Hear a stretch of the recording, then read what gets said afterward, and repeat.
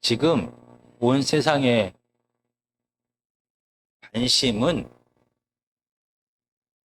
호르무즈 해협에 있습니다. 2월 28일 날 시작된 미국과 이란과의 전쟁이 아직도 끝나지 않았습니다. 이 전쟁에 대하여 사람들이 가장 크게 걱정하는 것이 무엇입니까? 아마 기름값 인상을 통하여 물가가 상승하는 것에 대하여, 그래서 경제적인 환경이 나빠지는 것에 대하여 온 세계가 걱정을 합니다. 그래서 근심과 걱정 가운데 오늘 또 호르무즈 해협을 바라보고 있습니다. 오늘 본문에서도 예수님의 제자들이 근심이 가득합니다. 마가복음 8장 14절에서 21절까지를 천천히 함께 읽도록 하겠습니다. 시작. 제자들이 떡 가져오기를 잊었음에 배에 떡 한 개밖에 그들에게 없더라.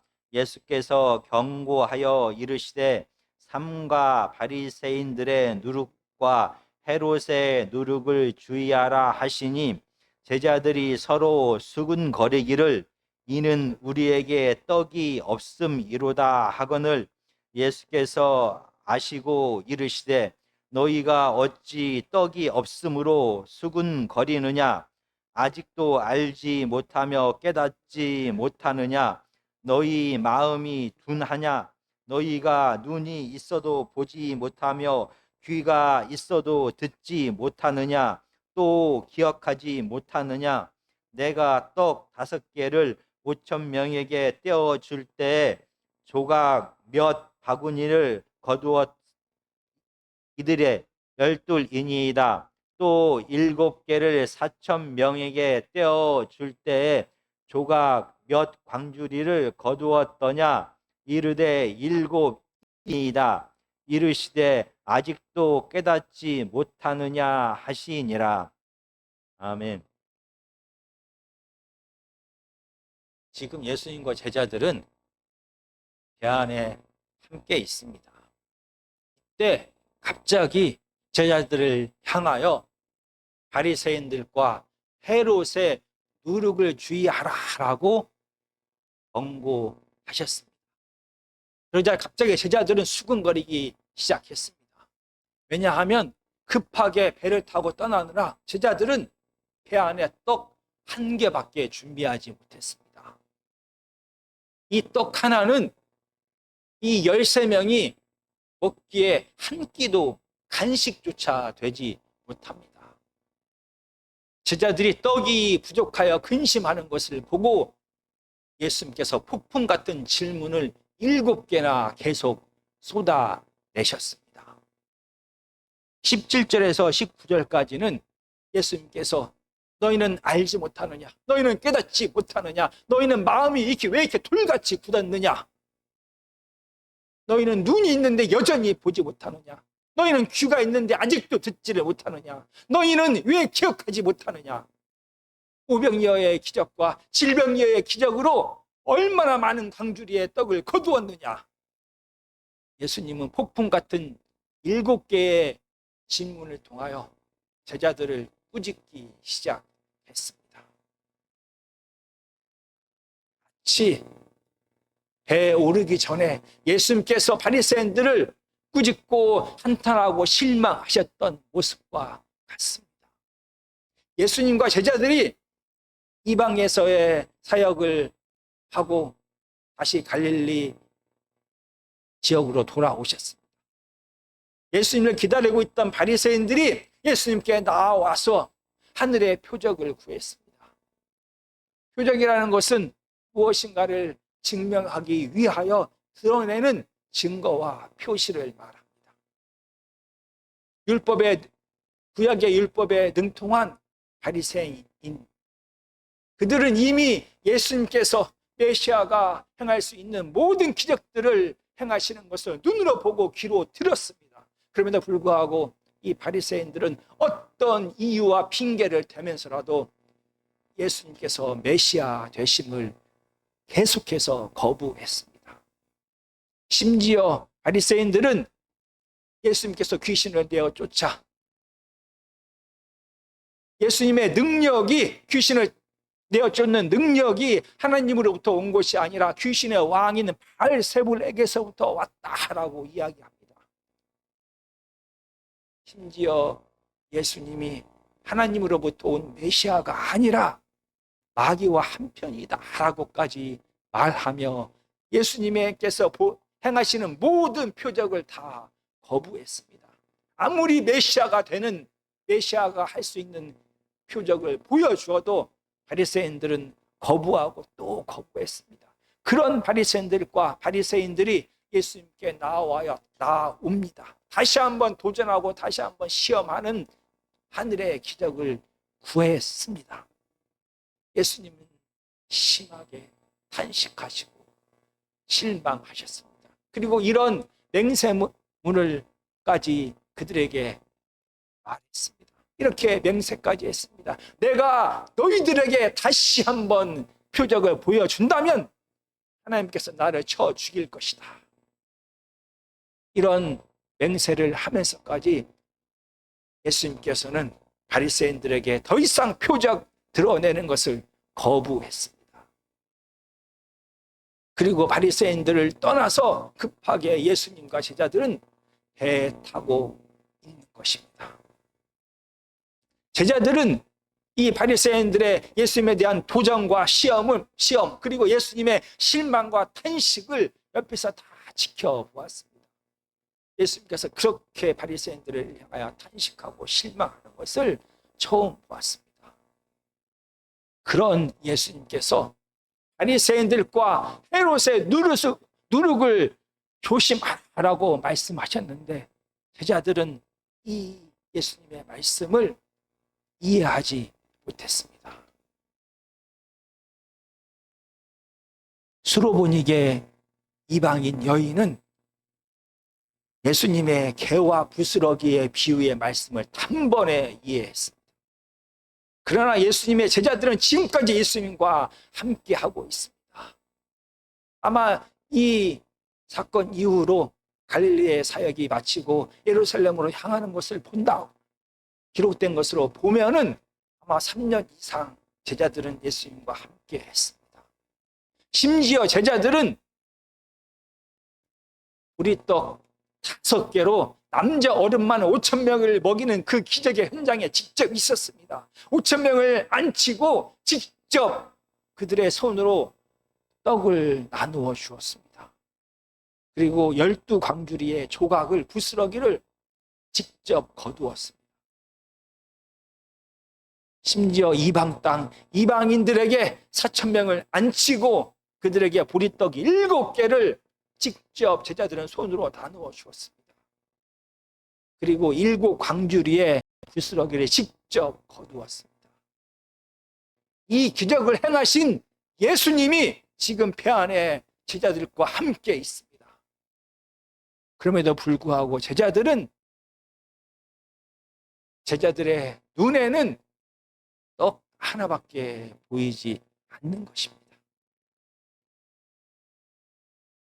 이 떡이 하나밖에 없어서 두려워하고 근심하는 이것이 제자들로 하여금 예수님의 말씀을 이해하지 못하게 했습니다. 왜 제자들은 바리새인들과 헤롯의 누룩을 조심하라라는 예수님의 말씀을 왜 너희는 떡을 준비하지 못했느냐라는 책망으로 오해한 것입니까? 왜냐하면 제자들의 마음에는 이 떡에 대한 근심과 두려움이 가득했습니다. 제자들에게는 이 떡의 문제가 가장 큰 근심이고 두려움이었습니다.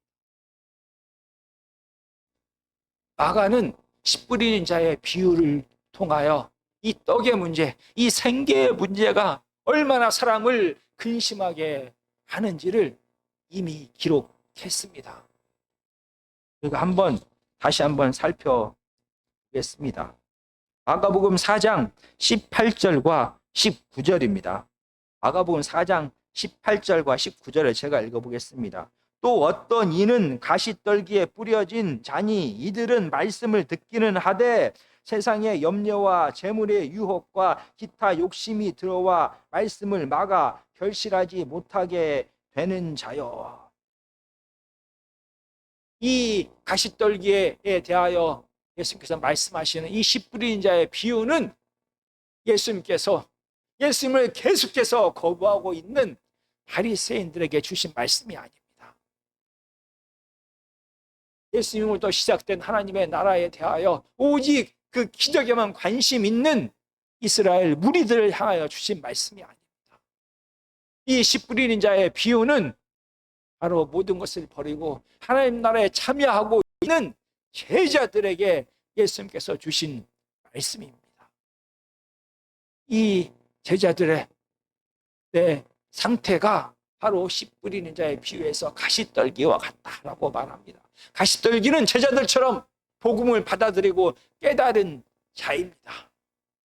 그들의 마음밭에 이 복음의 씨앗이 뿌려졌고 그들의 삶의 변화가 시작되었습니다. 그런데 씨 뿌리는 자의 비유에서 결국 이 가시떨기에 뿌려진 씨앗은 열매를 맺지 못합니다. 도대체 무엇이 이 가시떨기에 뿌려진 씨앗이 열매 맺게 하는 것을 방해했습니까?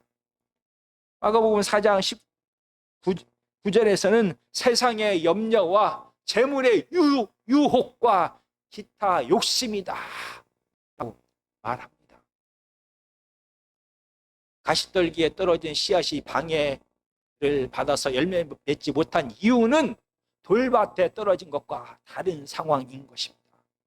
돌밭에 떨어진 씨앗이 열매 맺지 못한 이유는 하나님의 말씀으로 인한 고난 때문에 열매를 맺지 못했습니다. 세상과 다른 하나님의 질서를 선포함을 통하여 마치 일제시대의 독립운동을 하듯이 살아가는 제자들과 예수님에게 고난이 찾아오는 것은 당연했습니다. 이 고난이 열매 맺지 못하도록 막았습니다. 그런데 이 가시떨기에 떨어진 이 씨앗이 열매 맺지 못한 것은 결국 쉽게 말하면 생계의 문제, 먹고 사는 문제 때문에 열매를 맺지 못했습니다. 이는 모든 사람에게 해당되는 문제인 것입니다. 모든 것을 버리고 예수님을 쫓아가고 하나님 나라에 참여하고 있는 제자들조차 이 생계의 문제에서 예외가 되지 못하는 것입니다. 도대체 얼마만큼 있어야, 얼마만큼 쌓아두어야 이 생계의 문제가, 먹고 사는 문제가 제자들에게 아무런 두려움과 근심이 되지 않는 것입니까?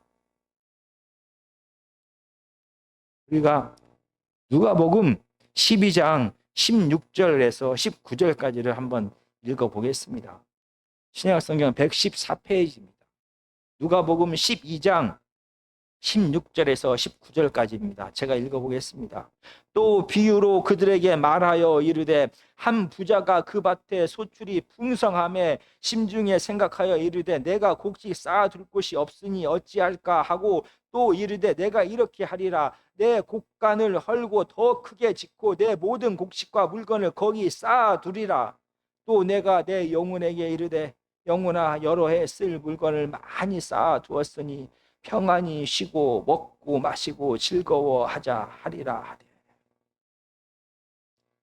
너무나 많은 곡식을 쌓아둘 창고가 부족했습니다. 창고를 헐고 새로운 창고를 만들어 거기에 쌓아두었습니다.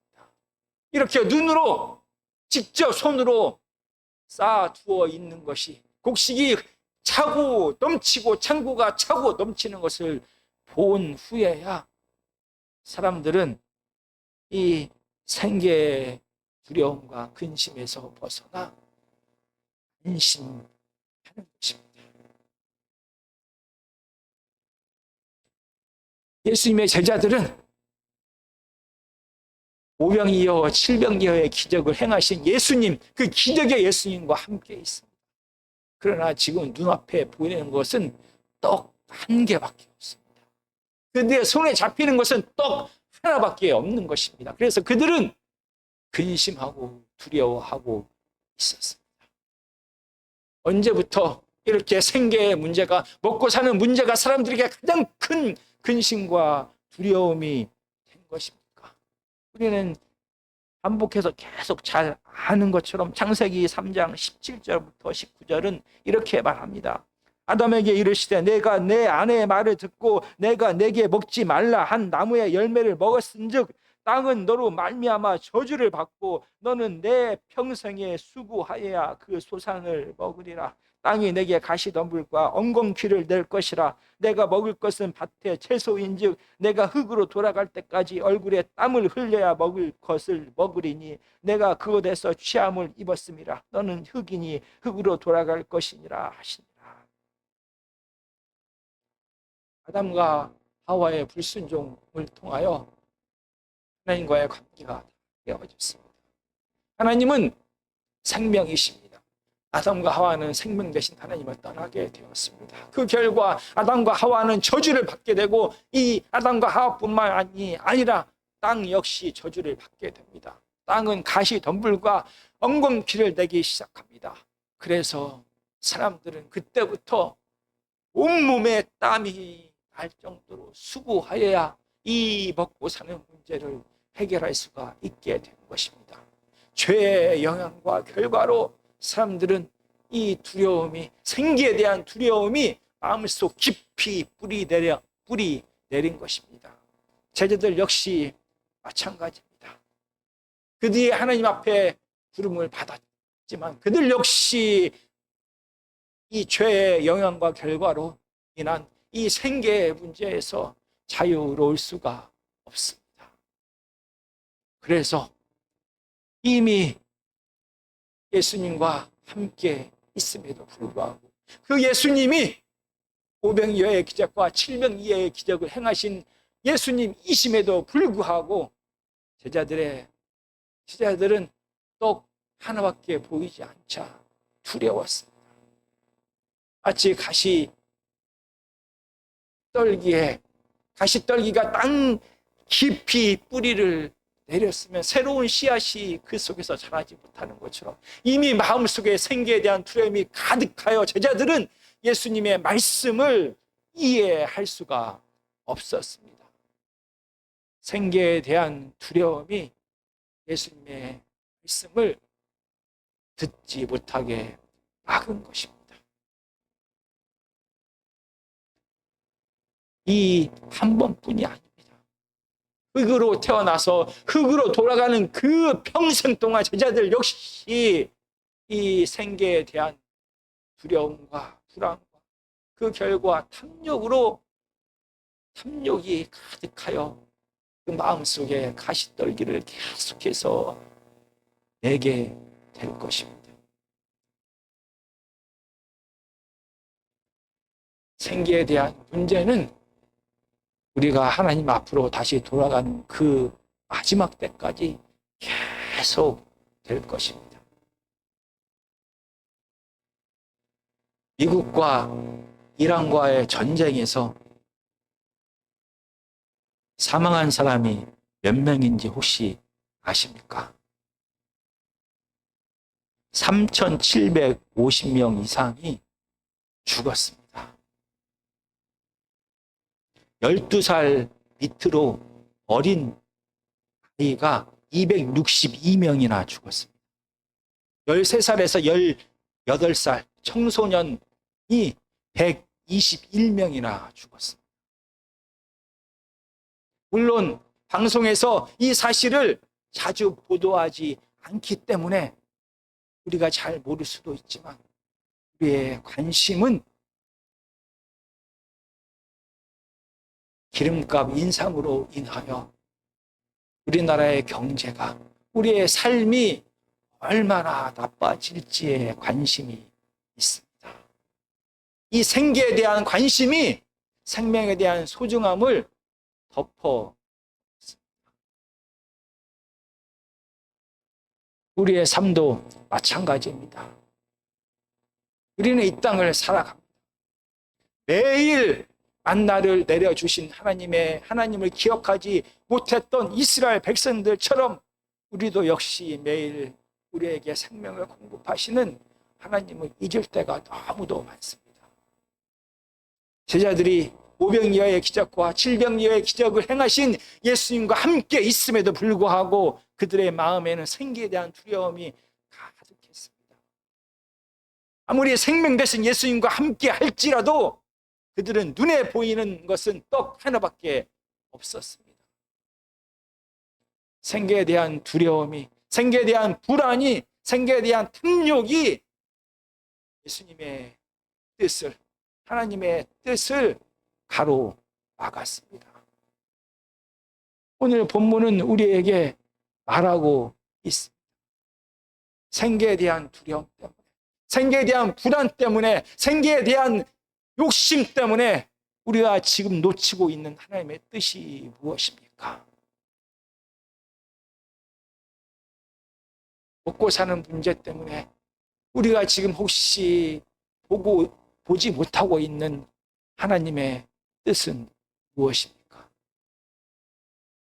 우리 아멘교회가 경제적인 문제 때문에 지금 보아야 될 것을 보지 못하고 있는 것이 있으면 그것은 무엇입니까?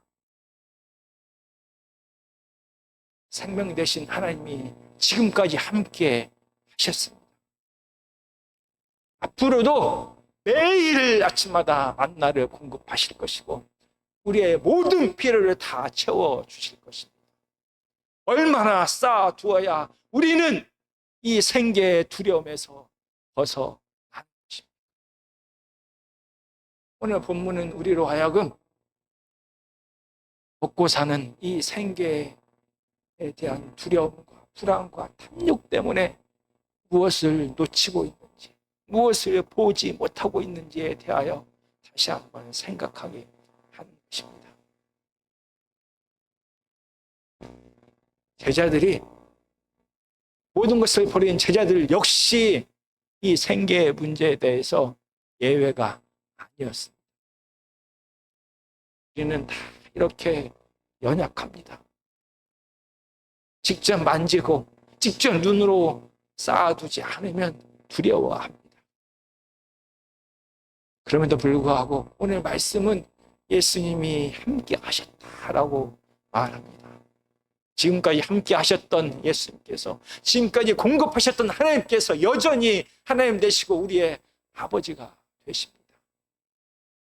다시 한번 우리가 이 생계의 근심 때문에 놓치고 있는 것이 무엇인지를 고민하고 기도하는 우리 아멘교회 모든 성도님들과 제가 되기를 간절히 기도합니다.